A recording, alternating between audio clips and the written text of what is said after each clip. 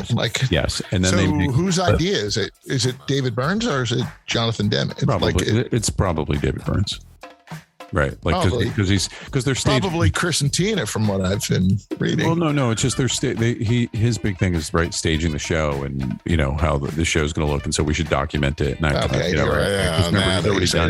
he's actually done ballet with Twyla Tharp for I'm trying to remember that thing, but he's Robert Rauschenberg does the special album cover for Speaking in Tongues, and it's like he's going full on arty and working that edge. I thought these were all Chris and Tina things, by the way. Chris and Tina are the band. That's the thing. It's they're the music, I thought I've read some stuff where they had a lot of these ideas too. It wouldn't surprise me. I mean, I'm not saying he's doing this in a vacuum, but But essentially the big... You've heard all that and gave them no credit for anything and actually wrote them out of certain, things. I did that. Chris Rantz's story is that they would just to sort of they didn't think twice about it. It's David's kind of on the spectrum.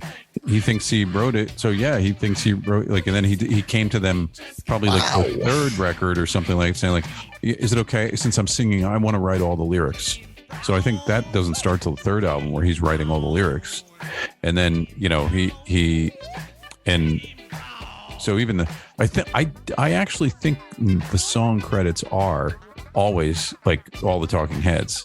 So I don't know if he actually really is. He's considered the songwriter, but I don't know if he really was, Interesting. So those guys, while they're doing that, are woodshedding all that stuff so most of those all records things are must pass. So they're they've put together the Tom Tom Club to be able to showcase their stuff. Is that what you're saying? No. So as I was saying is what happens is David Byrne wants to go. I'm going to go he's getting all this attention, and he's like, I don't want to be held down by the band anymore. I'm going to go do my thing. Right. And so he goes off and they're thinking he's not going to necessarily come back. They want to keep playing with him. They think, there's something special they have or whatever, but they're going to let him go off because when Eno comes in to produce the second album, More Songs About Buildings and Food, they just kind of click and are like, oh, we're going to do these amazing things together. And what are these guys doing here? That was kind of his, wow. Right. And so he goes off and does this thing. And so they're like, okay, well, while he's off doing that, we'll do the Tom Tom Club. We'll have fun. We'll have Tina's sisters come in and they're the ones that have the hits. And it makes him insanely pissed off and jealous. So that brings him back to they're literally making recordings in their loft. He's like, come back. And that's Zimbra is like a jam. And he adds his parts to it. And then he comes back. So a lot of that stuff was at least the songs themselves, the music is done. And so that's kind of where it's their idea. I mean, it's so many, particularly there's so much of their stuff is so rhythmic, and so it's the husband and wife, drum and bass and True. Jerry Harrison playing his little stuff and and David Byrne's a great rhythm guitar player, but it's and then he just has his quirkiness out front. They are all good at what they do. There's no doubt about it. And there's something sublimely funky about them too that you just cannot deny.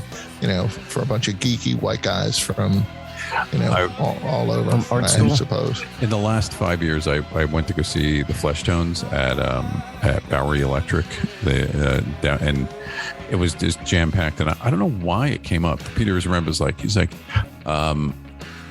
God, I can't. They did a song about the Ramones. They have a song called Ramones, I think, and he's like, yeah, that's right, just down the street over here. I remember seeing the Ramones, blah blah blah, and seeing the Talking Heads. He's like, I'll tell you, much better as a three-piece. He's like, I know people rave about it. He's like, trust me. He's like, they were better as a three-piece.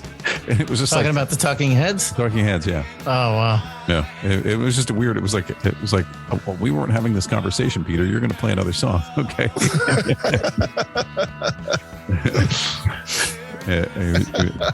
So, anyway. Well, I got one more. I got, just to keep the Beatle thing, one more thing. I just want to remind you, because I went, I'm like, okay, what's the Beatle news of the week? So Paul played Glastonbury on Saturday, and it happened to be the 45th or maybe 55th anniversary of All You Need Is Love live broadcast. What would it be? Saw that too. What would it be? It would be 55, right? Yeah. Come on, we're the Correct. beatdown. You're supposed to know this stuff. And so, and I don't know. I actually don't know. Did he play All You Need Is Love that night? I must have. Because it was 400 million people saw them live on TV, their largest audience. And there he was, and there was like 300,000 people in the crowd. I don't know. I don't know if he played it or not, John. I'd be lying to you. Yeah, I know. I'm going to go with you. Did you get a chance to read the article I sent over? It's literally open on my screen right now, and I have not. No. It's so good. Okay. Yeah, Mr. Tim Summers. Maybe we'll try to get Tim on. That'd be great. We have to save that story for the next episode. Yes, we do. All right. We got to continue our research and then get back to people. Cool. Well, you've been listening to The Beatdown. Mondays, 5 o'clock on Radio Free Brooklyn. Yeah, that's right. Listen to, every week, get your fix of John's radio show. And the archives are available. He's got like 107. I'm a year behind on my archive at this point. I actually have about 300 shows, and I think maybe 150 are up. So, oh God, yeah, they're great to listen to while you're working. So I highly recommend it. People track it down. Where do they go to find that show? RadioFreeBrooklyn.com on the webs. Yep. What's it called? What's your show called? This Music Hour. At 5 o'clock. That's right. It's got a great theme song. Monday. That's right. On Mondays. It's a great theme song written by our friend Mike Riley. And it's just Every week, Mike gets a song. Every week. Yeah, I hope he's getting Mike his check. gets a song. Just to close this out, he did not play it. No. What? What? Who? What? Oh, he did not play. Oh, Paul McCartney did not play. Gotcha. Well, you got it's such a John song that it's kind of, I'm not surprised. We needed a cliffhanger to get people to come back to the next episode. Spoiler alert. Yeah, they got the internet. That's right. Because that's how you get to RadioFreeBrooklyn.com. My friend Dave is another fan of yours. Tony, he enjoys when John and I go at each other. Yeah, it seems to be a common theme. Yes, it is. That's the dynamic. I know. And he's another fan of yours for being everything that you are. And well, maybe he can have a show, an episode titled after him, like we're doing with we did the last episode with Jim. So come in and tell us, and we could just listen to him all night, talk about the punk bands that he's seen that most Dave's of us didn't get a chance to. He's got to write us an essay of why he wants to be on the show, and we'll have him on there as a guest. There you go. And we're always looking out for a good story, and we love it. He had a radio show. He's a pro. That's great. He knows how to do it. All right, so let's book it. He'll be on in a future episode at some point. And Dave, thanks for listening. Jim, as always, thanks for supporting us. What's your other friend that needs a shout out? Who needs a shout out? I don't know. Is there another person? I know those are the two. The one who likes our arguing. That's not Jim. I just mentioned, we just said Dave. I thought that's what we were. Dave and Jim. That's all we got so far. Okay, that's two people. That's one. And that's all we need. Yeah.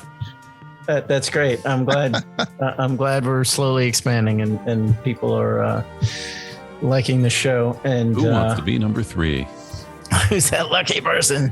No, it's because most of the people that we know, we don't know everybody that's listening. There is a few beyond our little scope, and it's nice to hear that people enjoy the show. And the whole purpose is to have it on while you're out there walking or doing your thing or working, and having some background noise. We're promoting physical fitness and good respiratory practices. That's right. I'm hesitant to bring up the fact that Dave did mention that he enjoys the fact that we veer off the Beatles subject enough to keep him interested, because he's also mentioned, he's just like, I don't know that I could just listen to a completely Beatle-centric sort of podcast, and there's lots of them out there.